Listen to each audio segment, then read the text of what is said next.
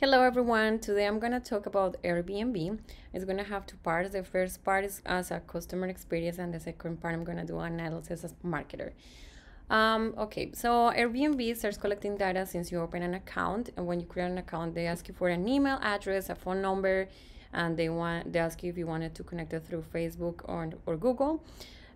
They also ask for payment information and government ID because they need to verify your identification, and also a selfie to match the identification with the person who's booking.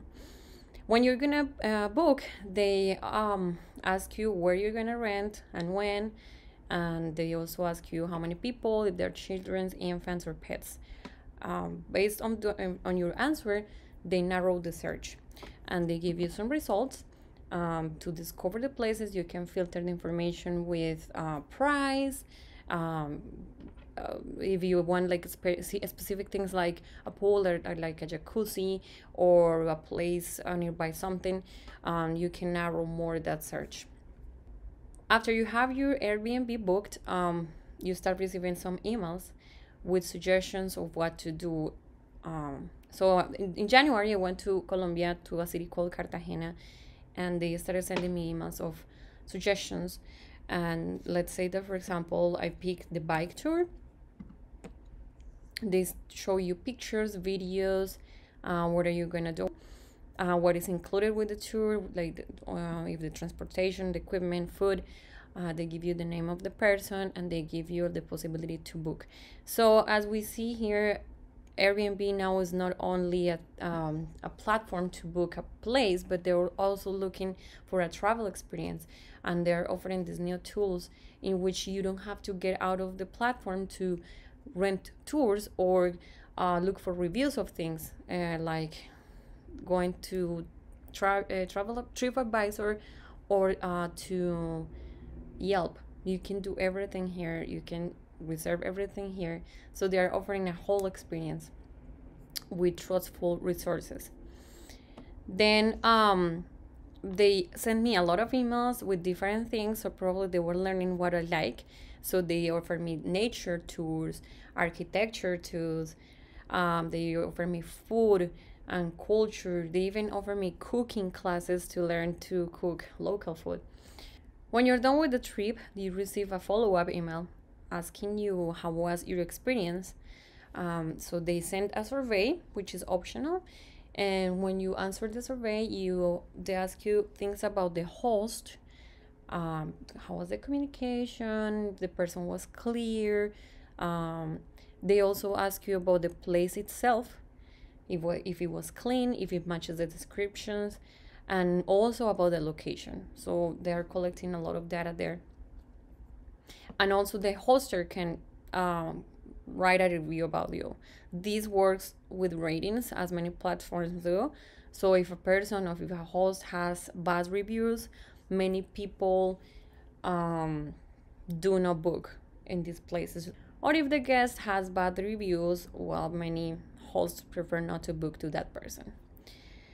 I like this quotation that I found about the former head of Airbnb, Riley Newman. He considers data as the voice of the customer and data science as the interpretation of that voice. I really love that quotation. So a recap of the data collection that they do in this process. They collect demographic, they collect behavioral, they collect geographic and psychographic. Since the day you open an account with them, they collect a lot of information like your name, your gender, address. They have your ID. They know where you live. They like to learn what things you prefer to do when you travel. Maybe if you go to the close to the ocean usually, or you prefer like urban areas. How Airbnb collects data? Well, collecting subscription and registration data and transactional tracking, online tracking, surveys, and social media. This is all ways they do. They also use third party to collect data. And finally, how do they use the data? So first of all, they use all this data to improve the search. Um, for example, if I'm gonna go and rent a hotel in Washington D.C., they already have like enough data to know where are the neighbors that people usually book. So when you're looking for something, um, they probably are gonna show those neighborhoods first, combined with the filters that you gave to the platform, like the price, for example. So what does it do? It saves time to people. So they improve the possibilities to book because they are doing the work for you. They are filtering all these options the way that you don't have to look for a long time, but you find it very quickly and you just decide to book. Second, they're using this information to know what hosts prefer. For example, many hosts don't accept pets, so that's a big filter, or some others don't accept kids, or maybe they see like a pattern in what the people they pick as guests. Maybe the age, maybe they prefer older people.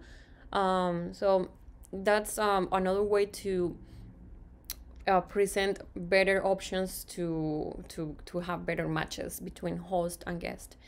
They also use these to measure the experience, as I showed you. They do surveys, follow-up surveys for host and for guest.